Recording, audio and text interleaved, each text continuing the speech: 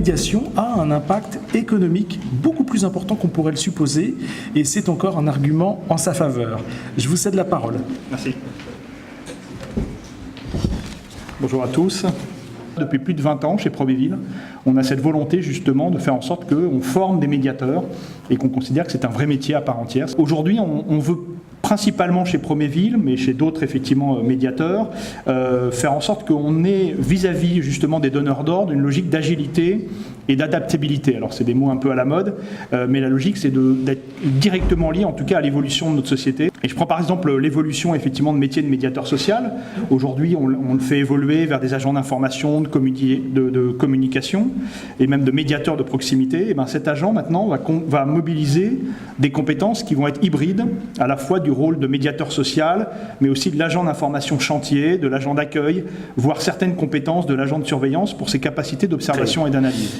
Alors aujourd'hui, les 260 salariés que je vous ai donnés, ça se traduit par an 394 emplois, puisqu'en fait vous avez les 260 personnes, c'est des FTE, donc c'est des emplois complets. 394, ça correspond à l'ensemble des emplois qui vont être éventuellement pendant 3 mois, 6 mois en fonction des missions. Donc ça c'est l'impact direct, et donc typiquement aujourd'hui c'est 15,6 millions d'euros pour ces emplois-là.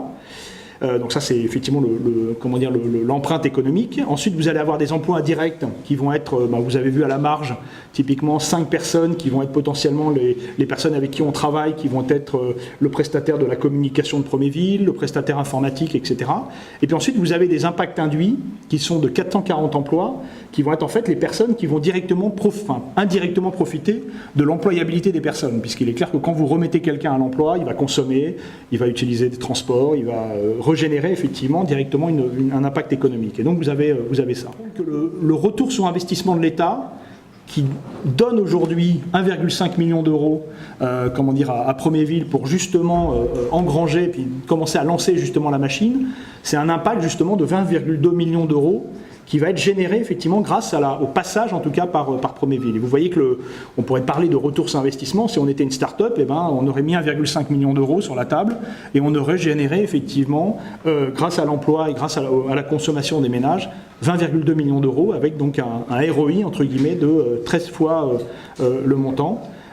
Et donc clairement aujourd'hui on a effectivement la certitude que Probéville rapporte 13,4 fois plus à la société civile que ce qu'elle lui coûte. Oui, on travaille sur l'insertion, parce que c'est alors avant tout effectivement une façon de sourcer en tout cas nos médiations, nos médiateurs, on travaille bien sûr avec les pôles emploi, etc.